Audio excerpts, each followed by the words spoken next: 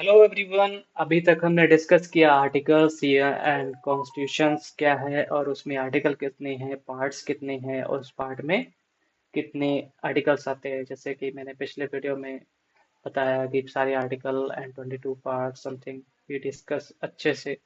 अभी बात करते हैं शेड्यूल ऑफ इंडियन कॉन्स्टिट्यूशन।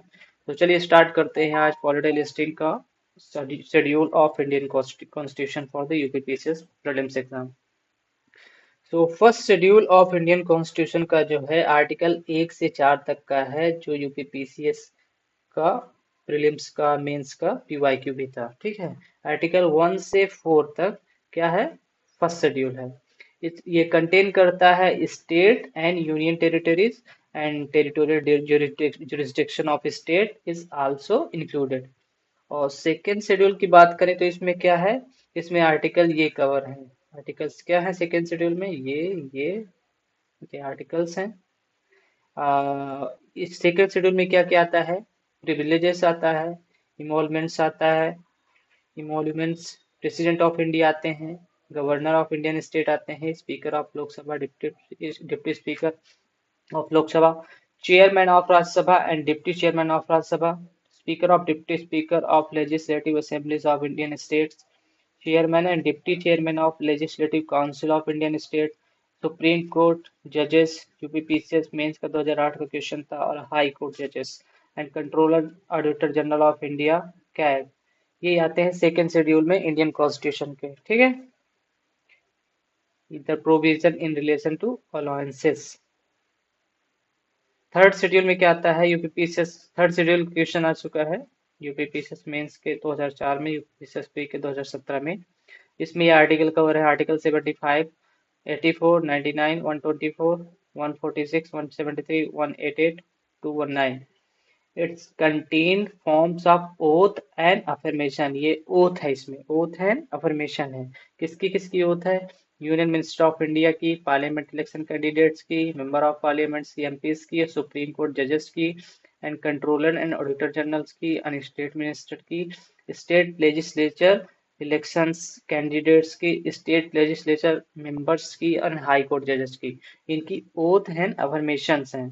और इसमें ये जो जो आर्टिकल है 75, 97, 125, ये जो भी आर्टिकल कवर है इसमें अलाउंसेस की बात की गई है इनके बारे में।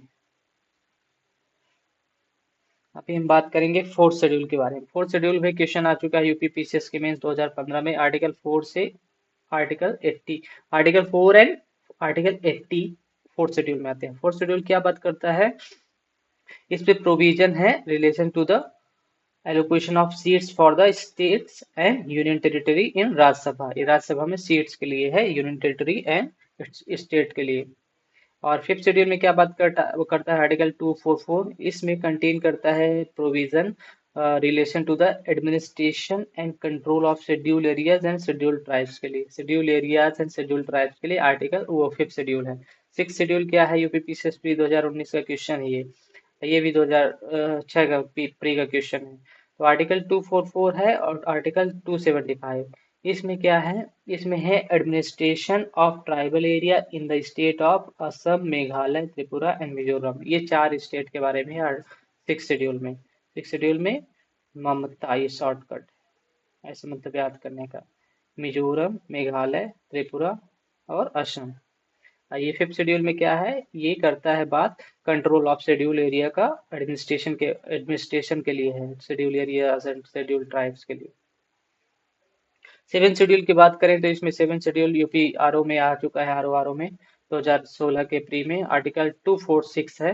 इसमें है deal with three legislative list, जो लिस्ट होती है ना, union list, state list, concurrent list, इसके बारे में सेवन शेड्यूल में है। और एट शेड्यूल में क्या है, एट शेड्यूल में आर्टिकल 344 एंड आर्टिकल 351 है।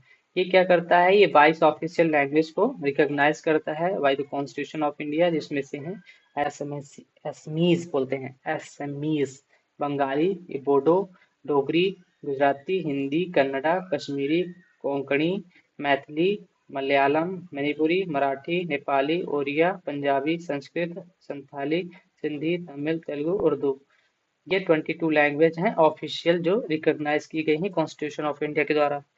ये थोड़ा प्रोनाउंसिएशन ऐसे जल्दी जल्दी हो गया मेरे से गलत, एसमीज। ओके। नाइन्थ शेड्यूल में क्या है? नाइन्थ शेड्यूल यूपीसीएस मेंस का 2003 का क्वेश्चन, आर्टिकल 31 बी है नाइन्थ शेड्यूल में, और ये deal with the state acts and regulation of the, deal with land reforms, ये लैंड रिफॉर्म्स की बात करता है। ठीक है, बस इतना ही जाने काफी है। लैंड रिफॉर्म्स की बात करता है, रेगुलेशन की बात करता है, deal with the act and regulation of the parliament dealing with other matter. ये क्या बोला गया इसमें कि फर्स्ट अमेंडमेंट एक्ट 1951 में added the ninth schedule, first amendment act 1951 में added the ninth schedule to protect the law included in it form judicial scrutiny on the ground of violation of fundamental right.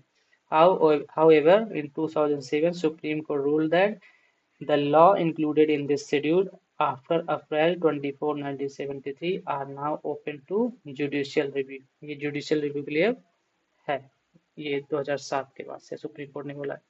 Tenth schedule में क्या है? Tenth schedule में यूपीपीसीएसपी के 2008 का question था, article 102 and article 191 है। यूपीपीसीएसपी 2006, यूपीपीसीएसपी 2000 में आया था क्वेश्चन। और टेंथ शेड्यूल में क्या है? Tenth schedule disqualification of the member of parliament and state legislature on the ground of defection, defection के थ्रू डिस्क्वालिफिकेशन है। ठीक है, मेंबर्स का, जो भी स्टेट लेजिस्लेचर मेंबर्स और पार्लियामेंट के जो एमपीज हैं उनके लिए। This schedule was added by the 52nd constitution amendment act 1985। ये 52nd अमेंडमेंट एक्ट ऑफ 1985 के थ्रू जोड़ा गया है schedule, also known as anti defection law. Tenth schedule also known as anti defection law. 11th schedule क्या बात करता है? UPPSC 2019 का क्वेश्चन है, article 243 G. It contain the provision that specify the power, authority and responsibility of panchayat.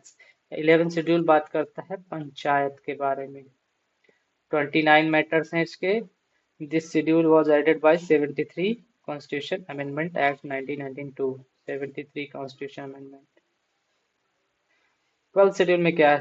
Article 243 W specify the powers, authority and responsibility of municipality. It has 18 matter. Municipalities जो 12 schedule में है, article 243 W में, उसमें 18 matter है। 11th schedule जिसमें पंचायती राज है, article 243 जी, उसमें 29 matter है। ये दोनों, ये पहला 11th शेड्यूल जो पंचायती राज है 73 कॉन्स्टिट्यूशन अमेंडमेंट एक्ट से आया था, और ये 74 कॉन्स्टिट्यूशन अमेंडमेंट एक्ट से आया था। Amendment related to schedule, 9th schedule जो आया था फर्स्ट अमेंडमेंट एक्ट 1951 से आया था। 10th शेड्यूल जो आया था 52nd अमेंडमेंट एक्ट 1985 से आया था। 11th शेड्यूल जो जुड़ा था 73 अमेंडमेंट एक्ट 1992 से जुड़ा था। 12th शेड्यूल जो है 74 अमेंडमेंट एक्ट 1992 से जुड़ा था। और सिंधी जो लैंग्वेज जोड़ी गई थी वो 21st अमेंडमेंट एक्ट 1996 से जुड़ा था। और Konkani, Manipuri, Nepali 71st amendment act हुआ था 1992 में, तब जोड़ा गया था। अब बोडो, डोंगरी, मैथिली, संथाली, BDMS शॉर्टकट है, BDMS Bodo, Dogri, Maithili, Santhali. 92nd constitution amendment act 2003 में हुआ था। और ट्रिक करना है याद करने के लिए शेड्यूल, तो टीयर्स ऑफ ओल्ड टीएम, ये शॉर्ट ट्रिक है। Tears mean, T means territories, E means emoluments, affirmations, Rajya Sabha, schedule area, other area, federal structure, official language, land reform, defection law, panchayat, municipality. तो अगर आप ये याद करेंगे ना टीयर्स ऑफ ओल्ड पीएम, तो समझ जाएंगे कि 11th शेड्यूल तो पहले हम बात करता है टेरिटरीज के बारे में, इमॉल्वमेंट्स के बारे में, फिर अफर्मेशन के, फिर राज्यसभा के, फिर शेड्यूल एरिया, फिर अदर एरिया, फिर फेडरल स्ट्रक्चर, फिर ऑफिशियल लैंग्वेज, लैंड रिफॉर्म, फिर डिफेक्शन लॉस, फिर पंचायत, म्यूनसिपालिटी लास्ट में। अब नेक्स्ट वीडियो में हम बात करेंगे सोर्स ऑफ द कॉन्स्टिट्यूशन। तो ये वीडियो को यहीं बंद करते हैं। आप लाइक करें, कमेंट करें, जो भी करें करें। Thank you for watching this video.